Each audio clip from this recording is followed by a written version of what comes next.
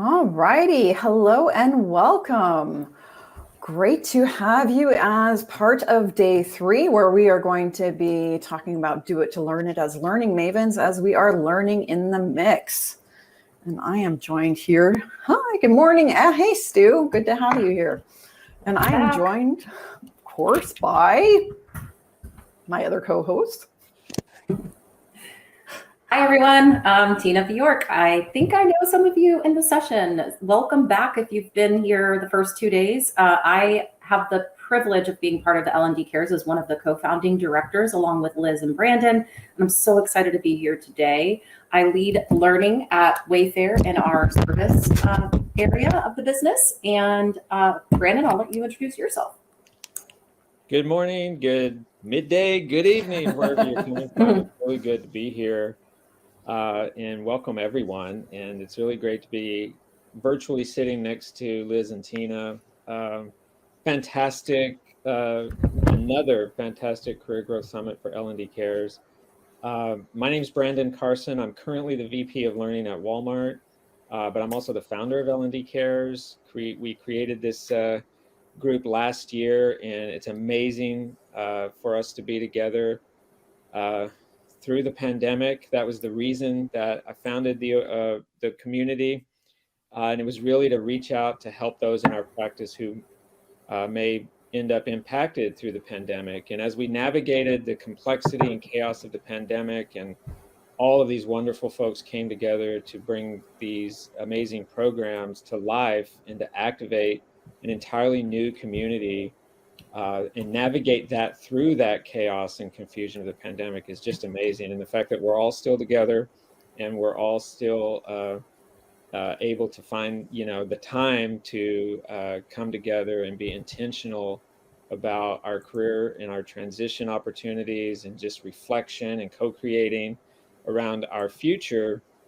It's just exciting. And so I'm honored to be here and looking forward to a fantastic day of more discovery and discussion and networking and opportunity for all. So glad to be here and looking forward to a vibrant and active day.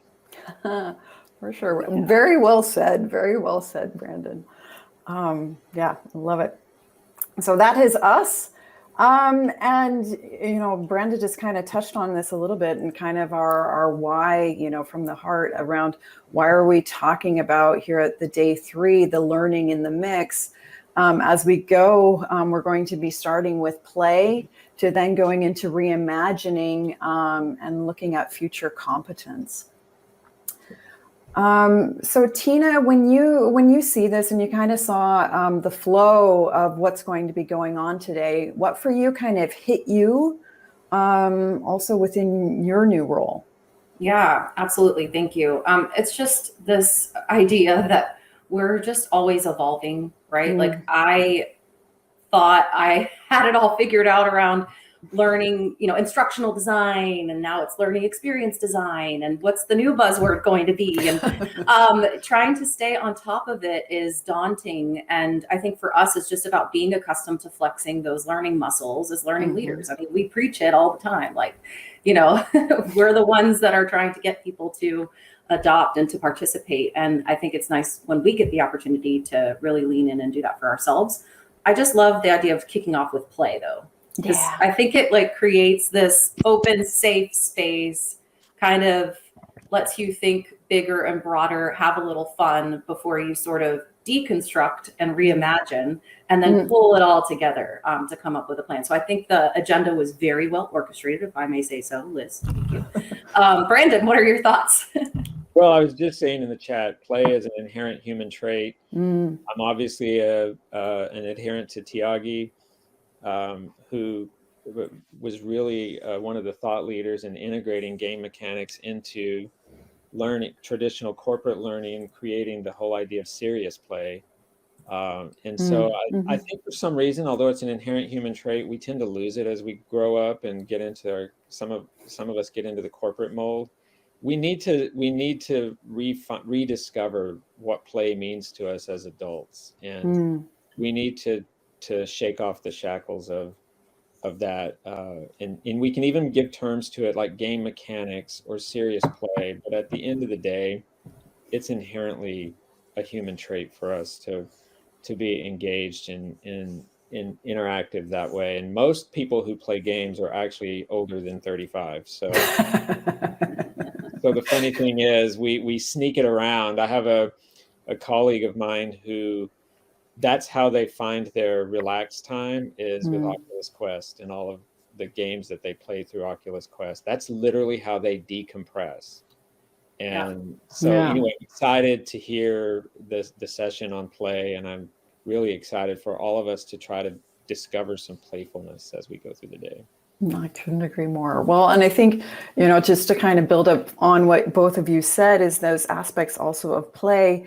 It goes into that dealing with ambiguity and discovery. And there's those aspects of, what's chance and expertise, and you bring in everything into the mix, and you're able to combine together with different people how you approach things. So we had as our the Captain Chaos, and that as part of the last L&D Cares Summit in February.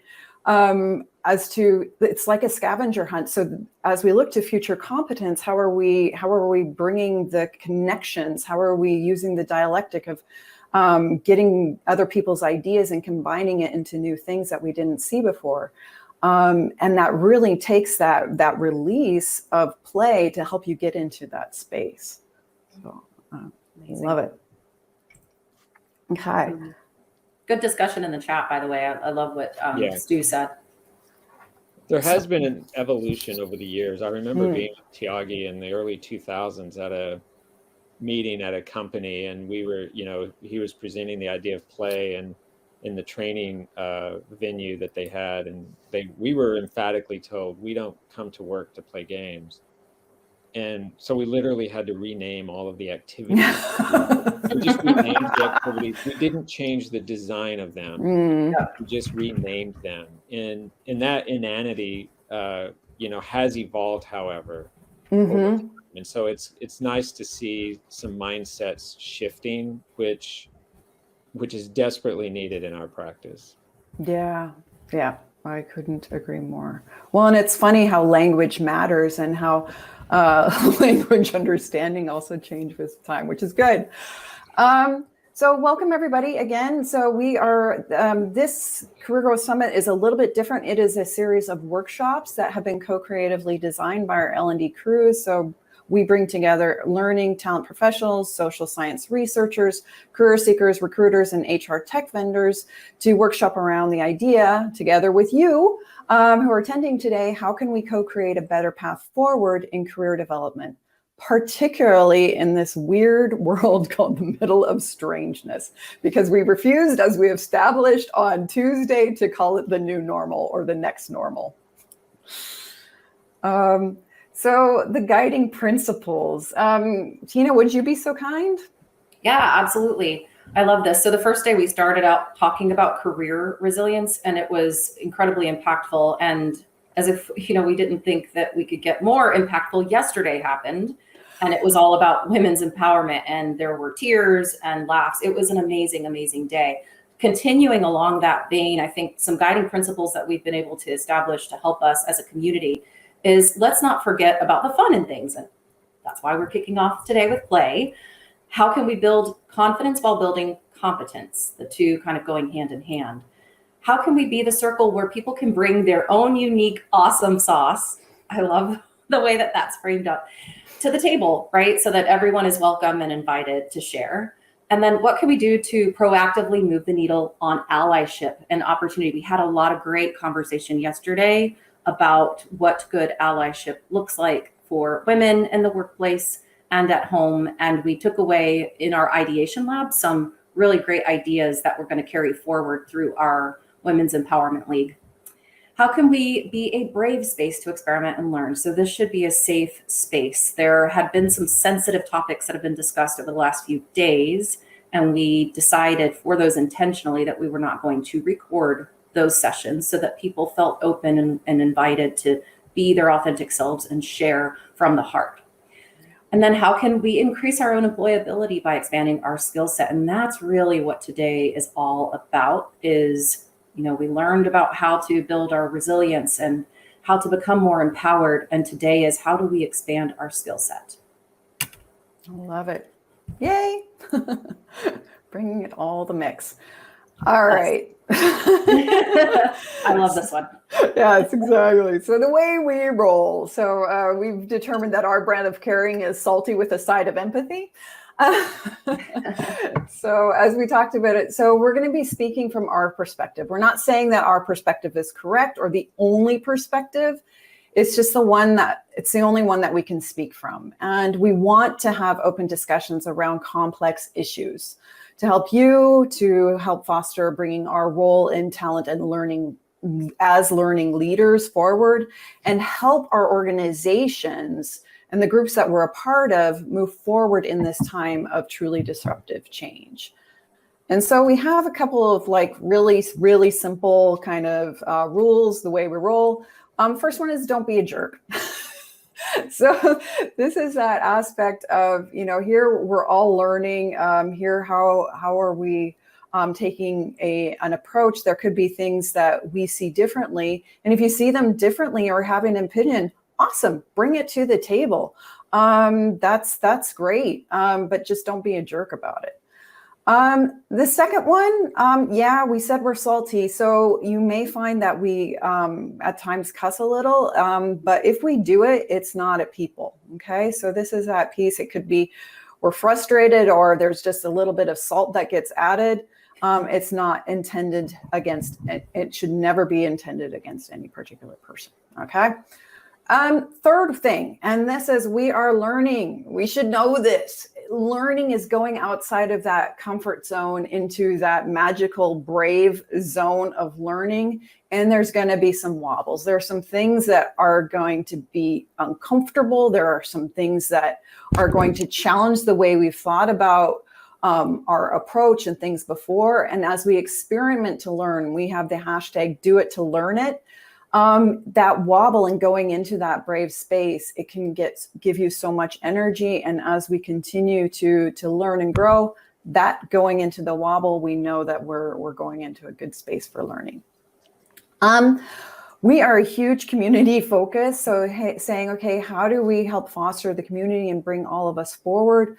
And when we say the individual comes second, we also mean by that, what do you want to do and what do you want to get out of it? So here, what we're truly trying to do with this is saying we are a community of learners. How do we create those connections and foster those with one another? Great. How can we make it happen? And the fifth one, of course, is all are welcome. So this is a very inclusive and environment where we're also asking you to step up into that brave space of if there's something that you want to tackle, if there's something you want to address, if there's something where you feel like this is something that's important for us to discuss and lean into, that's what we're here for. So we are huge about leaning in rather than leaning out. So we welcome you to kind of join us. That's just a little bit of context setting around how we roll. So what's on the docket? Brandon, would you be so kind as to take us through what we got going on today? Yeah, today really is unfolding to be, or will unfold to be, very engaging when you think about the future of learning in general and skilling, especially around competence and as we unfold. So play is learning. First session up really will be what I'm just totally excited to jump into that one. And then we're going to talk a little bit about, as we move into the future of learning, we're going to talk a little bit about future of work. And I have some interesting insight to share there with some data that we just got back at Walmart on this. So it'd be interesting on that. Then we get into AI and the future of learning. And we've been talking about that for quite some time now. And we know our businesses are investing heavily in AI. So how do we, in learning, look at AI to help us do what we need to do to make more adaptive and relevant learning for folks. And then some really interesting stuff about the singularity. Can't wait to hear that. And then we get into reskilling and what are we really doing as we slide into the largest scale job transformation that we've ever experienced as humans, and that we're in that, folks, and it's real. There's a skills chasm that is massive, and it's we're experiencing it at scale in with frontline, and but this crosses categories for all sorts of worker types, and so that'll be a really interesting discussion. It puts people like us on center stage. We are the ones that the companies and the businesses and the organizations turn to figure out skills of the future and skills that matter. So that'll be an interesting discussion. How do we bring that all into what we're doing? I'll talk a little bit more in detail this afternoon about the skills-based approach we're taking to build more equitable opportunity across the board. And then lots of stuff around how we cultivate the best habits. And then Jennifer is going to take us, Jennifer and Sarah and Lori are going to take us through an island of adventure. I don't know much about that one, but that sounds really fun, because remember, fun has to be the underlying concept here that we use. And then Tina and Liz, learning playlists. So they are the playlist people. It looks like a really jam-packed day and pretty exciting. Yeah, I love it. Yeah, I couldn't agree more. We have made sure that there's always going to be fun in that mix. All right. So, and this is a question that we always ask. So what do you want to learn? So as you kind of look through the day, what are you wanting to learn and get out of today? That's what we're looking at here. So please just put those in the chat. We wouldn't be in L&D if we didn't ask you to for your own kind of primer as what do you want to get out of the day. Hi, so I'm going to, I just looked at how to look over at the time, but I just wanted to make sure that we have those pieces about how to AirMe. Right now, most of you are pretty familiar. So I'll go fairly quickly. If you go to the reception, you'll have basically the links to wherever you need to go, schedules, table talks, speed networking, the photo booth from yesterday, as well as, and this is new, so thank you to Mariana, we've been filling also the resources booths from the last couple of days, and we'll continue to fill those. If you are having problems with your browser, make sure you are either on Chrome or on Edge. And if things freeze on you, when in doubt, just hit refresh, clear that cache. If you need more technical help, they have AirMe has a wonderful help desk. It's that little purple question mark at the bottom of your screen, and that's where you can go. You can create your own schedule by just clicking on a Remind Me, and then you'll find that under the My Schedule tab. Here, when we go to speed networking, you will need to press that button where it says Start Speed Networking, and that will get you started. When we say we're going out to table talks, we will give a little announcement where you can then click on that, and then you can go and join a table. And then when we need to bring you back from the session, because you've had here with the Devil's Advocate for Talent, for example, a great discussion, you then just click on that back, and then you can rejoin the session that you were just currently in. Alrighty, so again, these are the booths. So Mariana and I are continuing to build these out from the resources that your facilitators are giving to us. So this is just an example at the bottom of Good Girl Programming from Michelle Minikin and Jennifer Rogers from yesterday, just so you know where you can find some of that stuff. Alrighty, so, and again, we wouldn't be in L&D if we wouldn't constantly ask. So we will be putting this out every time, but basically just this is the link to remember for every workshop. We would love your feedback as we are all learning to grow and growing to learn. There is also a photo booth. From yesterday, if you would like to take your mug, we would love it. And we've become one of our empowerment heroes. Final thing, be social. So yes, absolutely. Here are some hashtags. Here's where you can find us. But it really is more about these things. Right now, we really picked AirMe as a social platform this is the opportunity. You have some amazing colleagues here in the room. Get to know them, be social, make some new friends, learn from one another, and we really invite you to do that. And so with that, I will give this last one over to Brandon. So again, like I said early on when we were doing the intros, just a little bit more about L&D Cares. We, it was April 2nd of last year. I worked at an airline, which is, I wouldn't recommend working at an airline during a global pandemic. But none of us had a playlist for this. And as the pandemic started to unfold, I talked to Elliot Mazie, who's a really good friend of mine, and we started talking about, like, is there something we can do? And I asked him, I said, we need to get a community together and figure out how to get in front of the potential apocalypse coming for L&D, because for any of us in this industry, usually when there's upheavals, L&D sometimes is the first to get impacted within companies. And so we didn't know what was going to happen. We had no idea. And as we all navigated the year, right, every day sort of unfolded with new things happening. And so we quickly formed a group of folks who came together and started this organization. And like I said earlier, we've navigated it as well as we can, and we're all just there to help each other out. And the whole idea here was not to necessarily be a job matching organization, but really just to be an organization that would come together and build a network to help us navigate that crisis. And it was a big one. And we were, like I said, a lot of us were put on center stage. At the company I was at, we had to pivot really quickly and continue focusing on business continuity and things like that. And so the whole idea was coming together to help each other through this transition.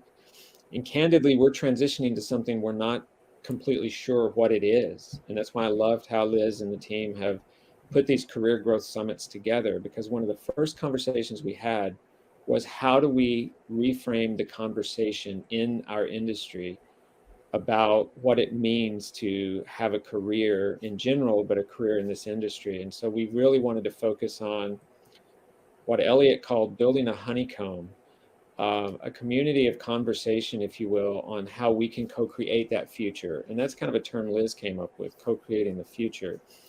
And so we weren't necessarily just focused on, let's find a job for someone. Let's actually have a broader discussion, because we honestly feel like we're at an inflection point coming out of this pandemic, whatever that even means, because we're not even sure what that means. Are we having a once in a century pandemic, or are we going to have a century of many pandemics? And so how do we do this as a practice, and how do we do this to help our companies and our workforce and all of that?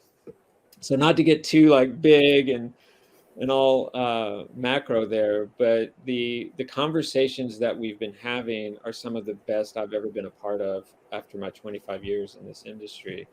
And so that was the original idea. We've got over 1,000 members on our LinkedIn group. We've helped tons of people transition in their careers. The coaching cohorts have been fantastic. These career growth summits have brought so many different types of people from all over the globe together to have the conversation about the future of our practice and how we can really start building a more equitable and opportunistic practice for people as well. So I have to say that this is a fantastic group of people. You're all a part of it because you're here and you're all kind of on deck to get the word out. But it's a community that was spurned through crisis and now is evolving to just help us all thrive and flourish as we move forward. So I'm completely humbled and really happy that we're all together and that we're all committed. There's no cost, there's no anything. We're all doing it with just our time and elbow grease to get this stuff done. Special shout out to Liz, who really does the hard work of making sure that the experience is as good as it can be. The team she assembles every time to really pull it off. That's L&D Cares. That's people coming together to build that honeycomb for the future.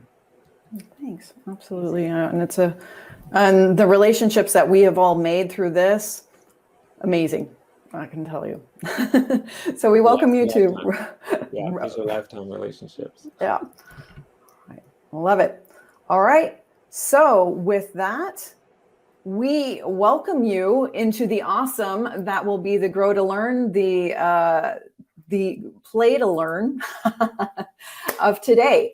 So we'll be closing this, and we wish you all a great day. We will be checking in intermittently, but now we invite you all to join in the Play as Learning session and have a lot of fun. Thanks, everyone.